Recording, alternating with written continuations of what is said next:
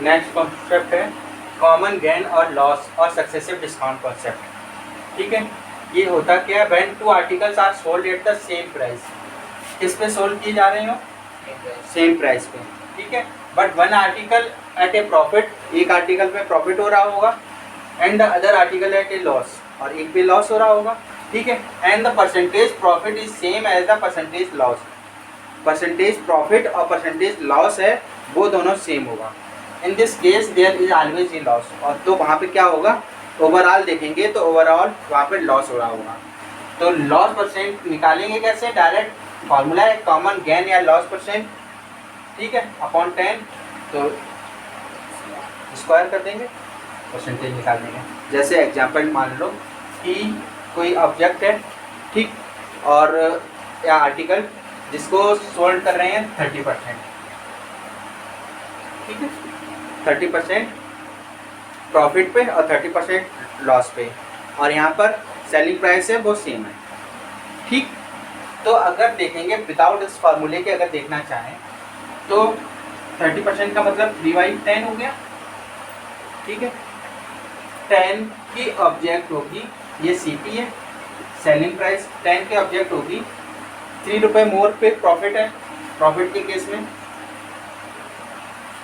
13 की सेल कर रहे होंगे, है ना, और जहाँ पे लॉस हो रहा होगा तो 10 की होगी तो 7 पे सेल कर रहे होंगे। और इसके केस में बोला गया सेलिंग प्राइस हमारा कैसा होना चाहिए? सेम। यहाँ पे सेलिंग प्राइस देखो 13 है, यहाँ पे 7 है। ठीक है, तो क्या करेंगे, यहाँ पर अगर हम 7 का मल्टीप्लाई करते हैं, यहाँ पे 13 का मल्टीप्लाई करते हैं, इधर 7 का, इधर 13 का, इधर 13 का कर रहे हैं तो इधर भी 13, इधर 7 का, इधर 7 का, तो यहाँ पर कितना हो गया? 91, यहाँ पर 91, ये हमारा 70 हुआ, तो ये 130 हुआ। टोटल सीपी कितना हो गया? 200। ठीक है, यहाँ पर देखो 9 और 9 कितना हुआ? 182, ये हमारा हो गया। ठीक है, अब इतना जो आया है ये हमारा सेलिंग प्राइस है, total selling price, total cost price है। तो कितना परसेंट का लॉस हो रहा है? तो 200 माइनस 182 कितना आ गया? 3% का loss percent is equal to 200 minus 182 यानी कि 18 अपॉन 200 इंटू 100, 9% आ गया। ये तो बेसिक है, हम इस तरह से कर सकते हैं। बाकी डायरेक्ट कर सकते थे इसको, कॉमन है गेन पूछा गया, कॉमन गेन या लॉस परसेंट, तो 30% था, 30 अपॉन 10 का होल स्क्वायर 00 यानी कि 3 का स्क्वायर 9, तो डायरेक्ट 9%। ठीक है, नोट करो। क्वेश्चन है इससे related, a man sell two wrist watch, one at a profit of 10% profit पे सेल कर रहा है, and another at a loss of 10%। ठीक है, but selling price of each watch is 1980। एक का सेलिंग प्राइस इतना है, दूसरी का भी इतना ही है।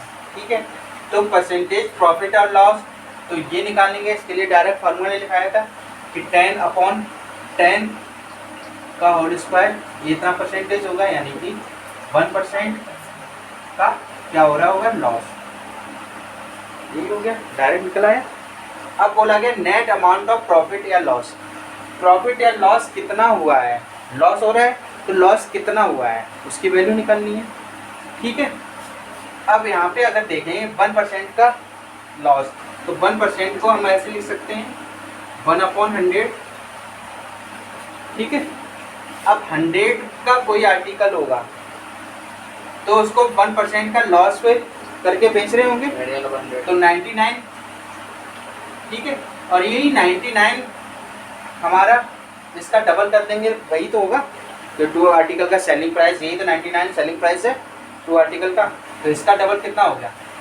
इसका डबल करो 60, 3960। ठीक है, इतना हो गया। अब ये इक्वल टू इतना है, तो लेकिन हमको निकालना तो बनी है ना 1%, तो हम इसको कर देंगे डिवाइडेड बाई 99 इंटू 1, ठीक है। 11 9 जा 11 3 जा 11 6 जा 360, 9 4 जा 40, यानी कि 40 रुपए का लॉस हो रहा है, ठीक है, लॉस। नेक्स्ट क्वेश्चन है क्वेश्चन नंबर 2, इसको देखो। There were 2 articles and the sum of cost price of the article is 500। CP का सम दे रखा है, 2 आर्टिकल के जो सीपी था उसका सम है 500। One of them by sold at a profit of 20%, एक को 20% प्रॉफिट पर बेच रहे हैं, and another at a loss of 20%, और जो सेकेंड है वो 20% लॉस पे। Besides if the selling price of both the article were same, इसके अलावा जबकि इनका आर्टिकल का जो सेलिंग प्राइस है वो सेम है, तो फाइंड द ओवरऑल लॉस, तो कितना लॉस हुआ है वो निकालना है। तो लॉस अगर परसेंटेज हम निकालना चाहें डायरेक्ट, वो कितना होगा 20/100, 20/10 का होल स्क्वायर, यानी कि 4% का लॉस हुआ होगा, ठीक है। तो 4%, इसका 4% निकालना है 500 का, तो 500 का 4% यानी कि 20, ठीक है, ये हो गया लॉस। 20 रुपये का लॉस हुआ। हाँ, 20 रुपये का लॉस हुआ है। देखो नेक्स्ट क्वेश्चन है सक्सेसिव डिस्काउंट का। Successive discount of 10% and 5% is equivalent to, कितना होगा कि इसका मिला के 1% कितना होगा जाते हैं, ठीक है। पहले 10% का डिस्काउंट दिया गया, फिर 5% का, तो टोटल डिस्काउंट कितने रुपए का दिया गया है, ठीक है, वो देखेंगे। या तो मान लो जैसे मार्क प्राइस हम 100 का मान लें, ठीक है, तो पहले क्या किया गया 10% का डिस्काउंट, तो वो हमारा कितना हो गया 90 का।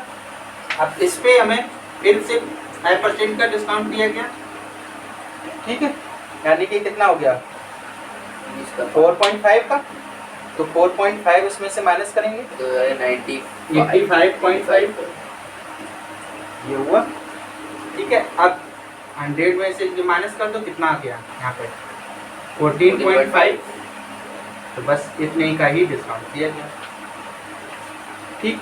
या तो इसको ऐसे कर सकते हैं, बाकी जो फॉर्मूला बताया था उससे कर सकते हैं। 10% का डिस्काउंट माइनस 5% का डिस्काउंट प्लस माइनस 10% का डिस्काउंट इंटू माइनस 5% का डिस्काउंट अपॉन 100, ठीक है। तो ये हो गया हमारा माइनस 15%, यहाँ पर प्लस हो जाएगा, कितना हो जाएगा 0.5%, तो ये आ गया 14 माइनस 14.5%, इसका डिस्काउंट दिया गया। माइनस का मतलब डिस्काउंट है, ठीक है, इस तरह से कर सकते हैं। नेक्स्ट क्वेश्चन है, देखो।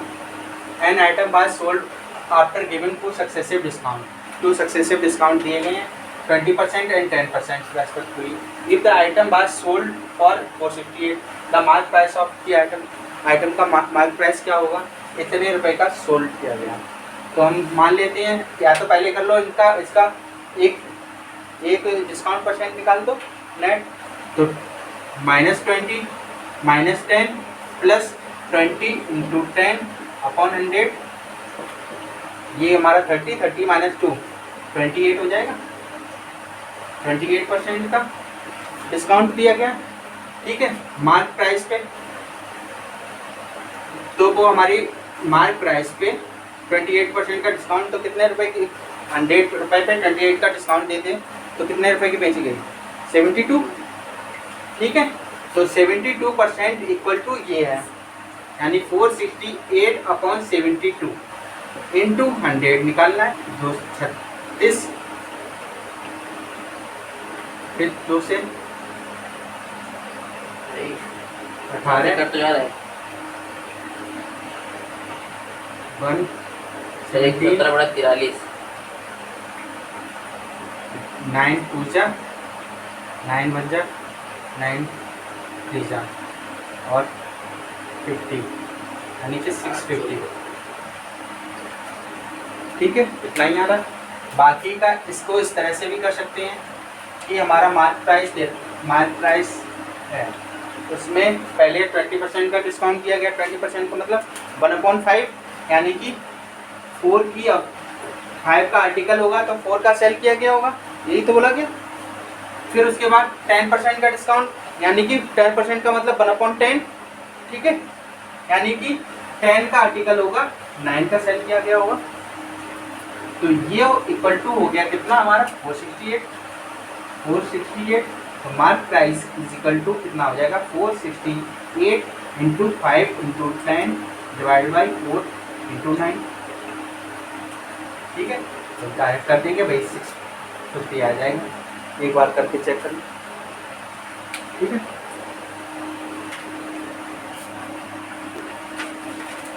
ये single discount equivalent to 3 successive discount, 5%, 10%, 20%। तो जैसे फार्मूला लिखा आया था वैसे कर सकते हैं, 5 और 10 का पहले, फिर जो आएगा उसका 10 और 20 के साथ कर सकते हैं इस तरह से। या फिर हम कर सकते हैं कि 100 का मार्क प्राइस, उस पर हम 20% का डिस्काउंट दे दिया, तो 80 का हो गया।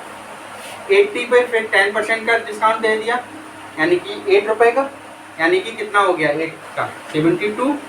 अब इस पर 5% का डिस्काउंट दे दिया, ठीक है। 72 का 5% का डिस्काउंट, यानी 72 इंटू 95 अपॉन 100 कर देंगे, ठीक है।